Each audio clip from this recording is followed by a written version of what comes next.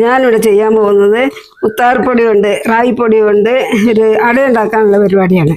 അപ്പോൾ ഇത് നല്ല ലേശം ഉപ്പ് ഇതിൽ ചേർത്തിട്ട് ലേശം ഉപ്പ് ചേർക്കണം. എന്നിട്ട് ചൂടുവെള്ളത്തിൽ കുഴക്കണം. നല്ല ചൂടുവെള്ളത്തിൽ നന്നായിട്ട് കുഴച്ചെടുക്കണം.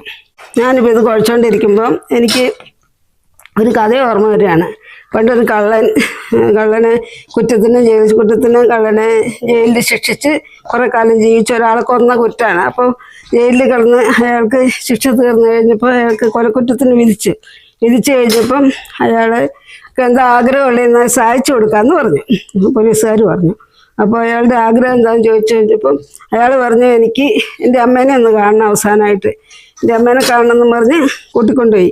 അയാളെ വീട്ടിലേക്ക് കൂട്ടിക്കൊണ്ടുപോകണം അമ്മയുടെ അടുത്ത് കൊണ്ടുവന്ന് കഴിഞ്ഞപ്പം അമ്മേനോട് എനിക്കെൻ്റെ കാര്യം സ്വകാര്യമായിട്ട് ചെവിയിൽ പറയണമെന്ന് പറഞ്ഞു. അപ്പോൾ അമ്മയുടെ അടുത്ത് ചെന്ന് ഈ കള്ളനായ മകൻ പറയാണ്, ഒന്നും പറയാതെ ചെവി ചെന്ന് പിടിച്ചിട്ട് അമ്മയുടെ ചെവി കടിച്ചു മുറിച്ചെടുത്ത് കഴിഞ്ഞപ്പോൾ അമ്മയ്ക്ക് വേദന കൊണ്ട് സഹിക്കാൻ വയ്യ. അപ്പോൾ പോലീസുകാർ ചോദിച്ചു, എന്തിനാ മോനെ ഇങ്ങനെ ചെയ്തേ എന്ന് ചോദിച്ചു. അപ്പോൾ പറഞ്ഞു, ചെറുവഴുതനങ്ങ കേട്ടപ്പോൾ എൻ്റെ ചെറുവിരൽ കൊത്തിയിരുന്നെങ്കിൽ എനിക്കിപ്പോൾ ഈ ഗതി വരില്ലായിരുന്നെന്ന് ആ മകൻ പറയുകയാണ്, ആ കള്ളനായ മകൻ പറയുകയാണ്. ഞാൻ ചെറുപ്പത്തിലേ തുടങ്ങി ഓരോരോ സാധനം ഇങ്ങനെ കാട്ടുകൊണ്ട് കൊടുക്കുമ്പം അമ്മ അതെല്ലാം മേടിച്ച് പോക്കറ്റിൽ വയ്ക്കും, അനക്കാണ്ട് വയ്ക്കും. എന്നിട്ട് എന്നെ കളനാക്കി വളർത്തി വിട്ടു. അപ്പോൾ അടുത്തുനിന്ന് വഴുതനങ്ങയൊക്കെ പറിച്ചുകൊണ്ട് വരും. ചെറുവഴുതനങ്ങ ഞാനിങ്ങനെ പറിച്ചുകൊണ്ട് വരും. മുക്കാത്ത വഴുതനങ്ങയൊക്കെ പറിച്ചുകൊണ്ട് കൊടുക്കുമ്പോൾ അമ്മ അതൊക്കെ മേടിച്ച് കറി വെച്ച് തരും. അപ്പം അന്ന് അമ്മ എന്നെ അത് എൻ്റെ ചെറുവിരലൊന്ന് മുറിച്ച് കളഞ്ഞ് എന്നെ ഒന്ന് ശിക്ഷിച്ചിട്ടുണ്ടായിരുന്നെങ്കിൽ എനിക്കിപ്പോൾ ഈ ഗതി വരില്ലായിരുന്നും പറഞ്ഞ് അമ്മയുടെ ആ മകൻ അങ്ങനെ പറഞ്ഞു. അമ്മയ്ക്ക് ശിക്ഷയും കൊടുത്ത് ആ മകൻ പോലീസുകാരുടെ കൂടെ പോയി ആ മകൻ ശിക്ഷ ഏറ്റുവാങ്ങി. അങ്ങനെ ഒരു കഥ ഇപ്പോൾ ഓർമ്മ വരുന്നു, അതുകൊണ്ട് ഞാനത് പറഞ്ഞതാണ്. എല്ലാവരും നന്നായിട്ട് ജീവിക്കുക. ലേശം മഞ്ഞൾപ്പൊടി ചേർത്ത് തേങ്ങയും പഞ്ചസാരയും ജീരകവും ഏലക്കായും കൂടെ മിക്സാക്കി വെച്ചിരിക്കുന്നതാണ്. അതിൽ ഇച്ചിരി മഞ്ഞൾപ്പൊടി ചേർത്ത് അടയുണ്ടാക്കാൻ പോകണം.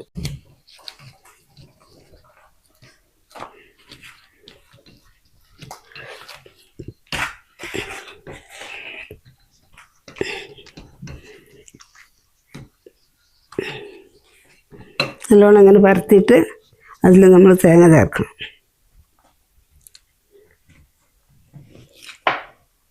എന്നിട്ടിങ്ങനെ മടക്കണം.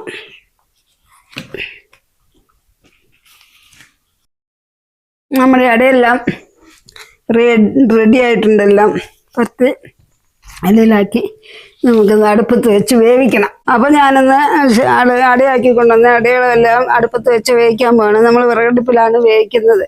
അപ്പോൾ ഇതിൽ ഇഡ്ഡലി ചെമ്പിൽ വെച്ച് നന്നായിട്ട് വേവിച്ച് ഒരു 15 മിനിറ്റ് നേരം ഇവിടെ ഇരുന്ന് വെന്ത് കഴിയുമ്പോൾ നമുക്കത് എടുത്തിട്ട് വെക്കണം. അപ്പം നമ്മുടെ റാഗി കൊണ്ടുള്ള അട വെന്തോന്ന് നോക്കട്ടെ. ഒന്ന് നോക്കട്ടെ, തുറന്ന് നോക്കട്ടെ വെന്തോന്ന്. വെന്തിട്ടുണ്ട്, നന്നായിട്ട് വെന്തിട്ടുണ്ട്. രുചിയായി നോക്കട്ടെ.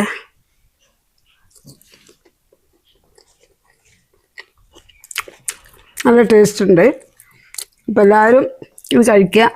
അപ്പോൾ ഞാൻ അടുത്ത എപ്പിസോഡായി വരുന്നവരെ എല്ലാവർക്കും എൻ്റെ വീഡിയോ കണ്ട് എല്ലാവരും എനിക്ക് ലൈക്കും കമൻറ്റും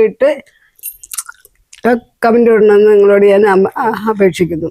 അപ്പോൾ ഹായ്.